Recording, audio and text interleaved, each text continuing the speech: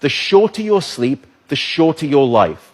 The decimation of sleep throughout industrialized nations is having a catastrophic impact on our health, our wellness, even the safety and the education of our children.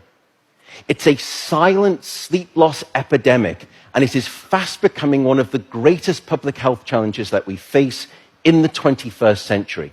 The disruption of deep sleep is an underappreciated factor that is contributing to cognitive decline or memory decline in aging, and most recently we've discovered in Alzheimer's disease as well. There's a structure that sits on the left and the right side of your brain called the hippocampus. It's very good at receiving new memory files and then holding on to them.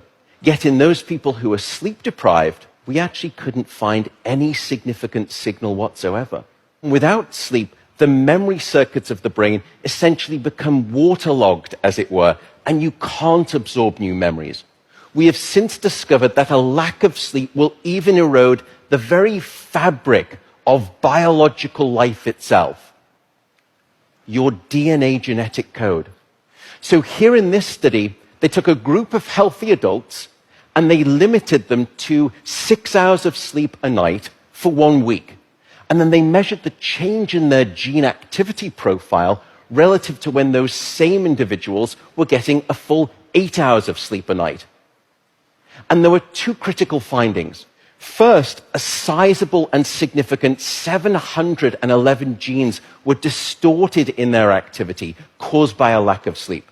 The second result was that about half of those genes were actually increased in their activity, genes associated with the promotion of tumors, genes associated with long-term chronic inflammation, and genes associated with stress, and as a consequence, cardiovascular disease. There is simply no aspect of your wellness that can retreat at the sign of sleep deprivation and get away unscathed. And at this point, you may be thinking, oh my goodness, how do I start to get better sleep? What are your tips for good sleep?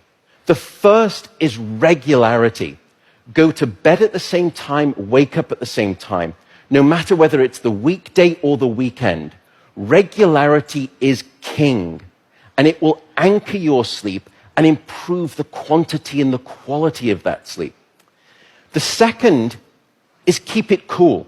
Your body needs to drop its core temperature by about 2 to 3 degrees Fahrenheit to initiate sleep and then to stay asleep. And it's the reason you will always find it easier to fall asleep in a room that's too cold than too hot. So aim for a bedroom temperature of around 65 degrees or about 18 degrees Celsius. That's going to be optimal for the sleep of most people.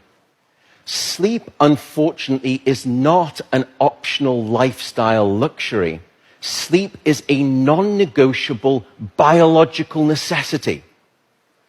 It is your life support system. And with that soapbox rant over, I will simply say good night, good luck, and above all, I do hope you sleep well.